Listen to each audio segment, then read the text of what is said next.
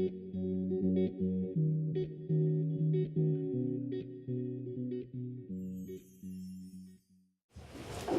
morning, everyone. Goodness, I am so grateful I made the trip from Cape Town. I'm moving house on Thursday, so it was touch and go. I thought, oh, I'm going to have to pack up all those boxes by Sunday night so I can nip down to be here on Tuesday. And I'm so grateful that I did, because there are a few truths that have sunk into me this morning. The first truth is that the Karika Foundation is a new kid on the block. That is for sure. Karika Game Reserve might have been around for a very long time. I'll talk a little bit more about that, but we are definitely the new kids on the block, and there are some extraordinary people that we can collaborate with and learn from, most importantly, who are already doing the most extraordinary work within this community. And I'm sitting there in my seat thinking, I'm not so sure that you would find this kind of engagement going on in many other communities in South Africa. And I think it's something that you should all be cognizant of and incredibly proud of. It's very inspiring. I am an Eastern Cape. I grew up in the Eastern Cape, and I do hope to make my way back to the Eastern Cape. So let me tell you a little bit about the Karika Foundation, how we came to be, and what our dreams and aspirations are in collaboration with you, because that's what's most important. Karika Game Reserve was started by my father 25 years ago, and at the heart of Karika Game Reserve, there were always three pillars. One was commerce, and the other one was community and conservation. It was always about the full picture of creating a sustainable business that could then give back and reinvest into the community that fed it. So commercial and community live hand in hand. It took us 25 years to get to the point of being able to make that start to come true. The Karika Foundation actually was founded in 2009, which was the point where we really started to want to complete that circle and start reinvesting into community and conservation.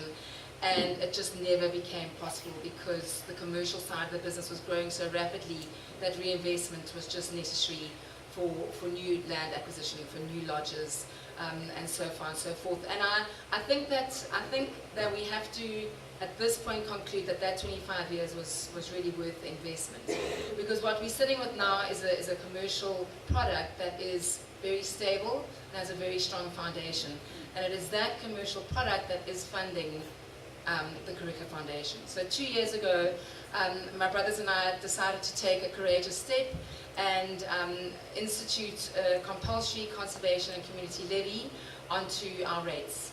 It was something that was being done in other parts of the country. Conway and Shamwari were bravely doing it in the Eastern Cape. Nobody else was doing it as yet, and we decided that we were confident enough in our relationships with our trade partners and with the product that we offered, and the time to do it was now. So we now add an extra 130 Rand onto every adult guest's fees in the form of a compulsory conservation and community levy, and that comes into the Karika Foundation Trust, and that budget we work with, me and my team, in deciding how to reinvest that into community and into conservation. And all of you who've already spoken this morning know that comes with challenges, and you have to think very, very carefully about how you intend to make that reinvestment meaningful and sustainable. And we've spoken about that a lot. So the one thing we knew in entering into this community was that a lot was being done already, and the one thing we did not want to do was reinvent the wheel. So collaboration and the power of one was completely in our hearts at the beginning. We've only been around for a year, which is why I haven't actually met most of you. We haven't had the chance to start those collaborative conversations. But in the beginning, we set up 3 guiding principles, which I think is very useful to put on the table. And I think it definitely, from what I've heard this morning, is a model that can really work between us and between what's already going on in the community. So the first guiding principle for us in terms of deciding how to reinvest this budget was that the initiative for every single project had to come from the community and from the people in the community. That they first had to offer their resources. And those resources come in the form of leadership, of passion, of enthusiasm, of knowledge, of skills. Sometimes it comes from government and buildings and municipality and sports fields. But everybody, in order for it to work, the people who are going to be living and working with the project have to offer first. Otherwise, there is no sustainability. But within those projects, and so many of you spoke about this morning, there are always problems that arrive, and most of those problems arrive due to lack of additional resources, mainly funding and mainly training of people, and also the ability to employ somebody. There is only so long that you can volunteer for. People need to make a living and they need to feed their families. And when you are doing good work, that work deserves to become your profession and you deserve to be paid for it. So those are, secondly, the resources that the Kureka Foundation can come and add to make something work. So where the passion already exists, where the energy exists, where a project has started and something's already happening, but there are gaps that need to be filled in order to make it sustainable and to work even more effectively, we are able to partner with that project and collaborate, train people, create a stream of revenue for employment to ensure that the project can continue and that people's work is being rewarded.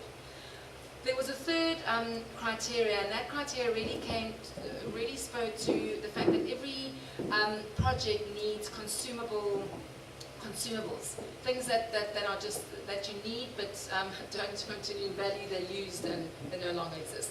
And you do get to the point where and everyone will know this, that you donor fatigue, handouts, all of those aspects that we know don't work in the long run.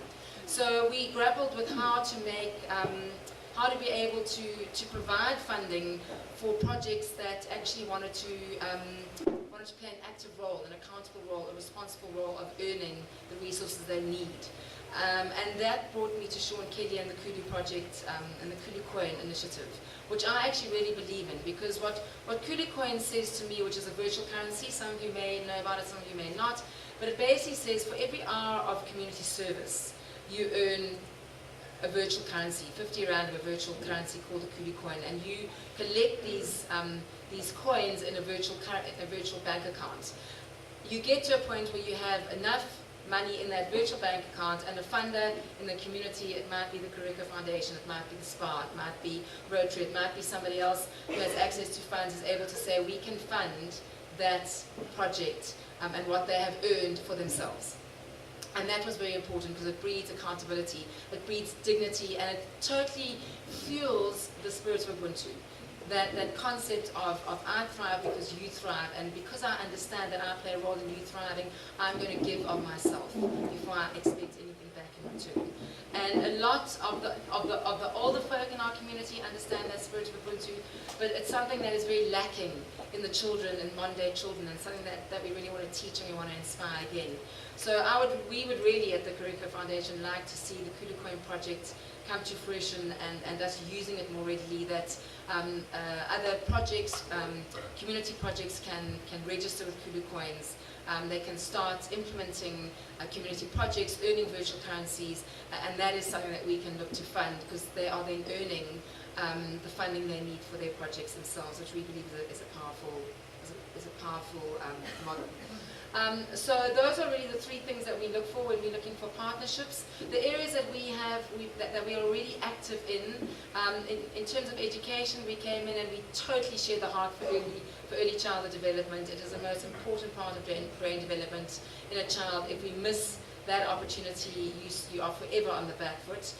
So Rotary, or everyone who spoke this morning, we need to sit down and have a chat. We've been working with Early Inspirations already this year, laying the foundation for your level 1 to 4 training. You spoke about the need for additional resources. That is certainly something that we can look at. The relationships between us and the ECD centres are already established. We need to develop a relationship with you, because I think collaboratively between what you've created from your global fund and what we're able to support you with locally can really create something extraordinary in the early childhood area. The other area of education that is very dear to our hearts and very important is environmental education, and Joe is going to speak about that later. We believe environmental education is a fundamental part of any anti-poaching initiative. It's the proactive part as opposed to the reactive part. We believe in youth development. Our sports program, Nomaweti is going to speak about, but there's sport gives self-esteem, sport creates dignity, sport creates community, gives children something to do in the afternoon, it creates healthy competition, and the ability to make friends with your rivals, all such important life skills that you learn through sport.